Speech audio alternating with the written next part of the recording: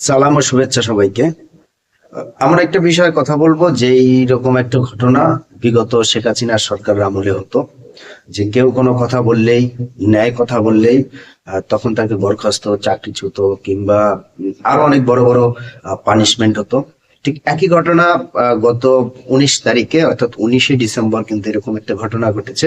সেটা হচ্ছে যে এনাম মেডিকেল কলেজের এক অধ্যাপক ডাক্তার তাজিন আফরোজ, যাকে বরখাস্ত করা হয়েছে। বরখাস্তের মূল কারণ হচ্ছে তিনি হাদিকে নিয়ে মন্তব্য করেছিলেন। সেই মন্তব্যের জেরে তাকে বরখাস্ত করা হয়। অবশ্যই হাদির মৃত্যুতে আমরা শোকাহত, বা হাদির মৃত্যুতে বা আমাদের অবশ্যই আবেগ কাজ করছে, কিন্তু হাদি এমন না যে সে ফেরেশতা ছিল অথবা সে ঐশ্বরিক বাণী প্রাপ্ত ছিল যে তার ভুল নেই বা তার সমালোচনা করা যাবে না। তার সমালোচনা করেছিলেন, তার মন্তব্য লিখেছিলেন। সেই মন্তব্যের ক্ষেত্রে তারই প্রেক্ষিতে মেডিকেল কলেজ কর্তৃপক্ষ তাকে সাময়িক বরখাস্ত করে, এবং ওই একই পত্রে উল্লেখ করা হয় যে তাকে কেন স্থায়ী বহিষ্কার করা হবে না। অর্থাৎ সে সাধারণ যে মন্তব্যই করুক, অবশ্যই শালীনতা বজায় রেখেই মন্তব্য করেছে। সে মন্তব্যের প্রেক্ষিতে তাকে কি করা হয়েছে? বরখাস্ত করা হয়েছে। এটা ঘটনাটা ঘটেছে 19শে ডিসেম্বর। এনাম মেডিকেলের মেডিসিন বিভাগের অধ্যাপক হিসাবে উনি দায়িত্ব পালন করেছিলেন, এবং তাকে এই আদেশটা জারি হয় 19 তারিখে, এবং 19 তারিখ থেকে এটা কার্যকর হবে। এখন বিষয় হচ্ছে যে ওসমান হাদিকে নিয়ে মন্তব্য করার প্রেক্ষিতে যদি তার এই চাকরিচ্যুতি হয় বা সাময়িক বরখাস্ত হয়, এবং চাকরিচ্যুতিরও ঘটনা সামনে হয়তো হতে পারে যে তাকে কেন স্থায়ী বহিষ্কার করা হবে না। এই ঘটনাগুলো কিন্তু আমরা বিগত স্বৈরাচারী ফ্যাসিস্ট হাসিনার সময় দেখেছি।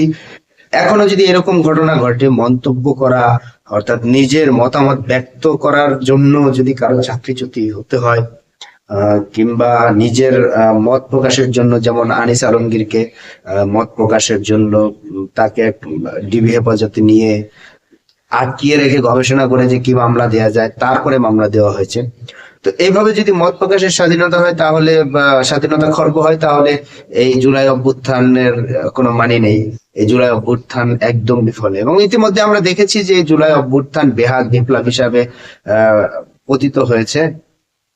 তো এই অবস্থা চলছে এখন। এর থেকে আসলে আমাদের উত্তরণের কোনো সুযোগ নেই, যেহেতু বিষয়গুলো রাষ্ট্র হ্যান্ডেল করছে বা বড় বড় জায়গা থেকে এই বিষয়টা নিয়ন্ত্রিত হয়। এবং এই ব্যাপারগুলো নিয়ে কিন্তু কারো আলোচনা নেই, এবং মিডিয়ায় এটা প্রচার হয়েছে দৈনিক ইত্তেফাকে 19 তারিখে। 19 তারিখে হচ্ছে যে এইটার নিউজ হয়, কিন্তু এটা নিয়ে কিন্তু কোনো আওয়াজ নেই, কোনো কোথাও কোনো কথা নেই, শব্দ নেই, কোনো সাউন্ড নেই। আজকে আমার চোখে আসলো যে মনে হয়েছে যে এইরকম একটা বিষয় এড়িয়ে যাচ্ছে, যে একজন মত প্রকাশ করেছে, সে মত প্রকাশের পরিপ্রেক্ষিতে সে চাকরিচ্যুত হয়ে যাচ্ছে। তো এটা আসলে সেই মত প্রকাশের স্বাধীনতার একটা বিরোধী ব্যাপার, যেটা আমরা আশা করেছিলাম না।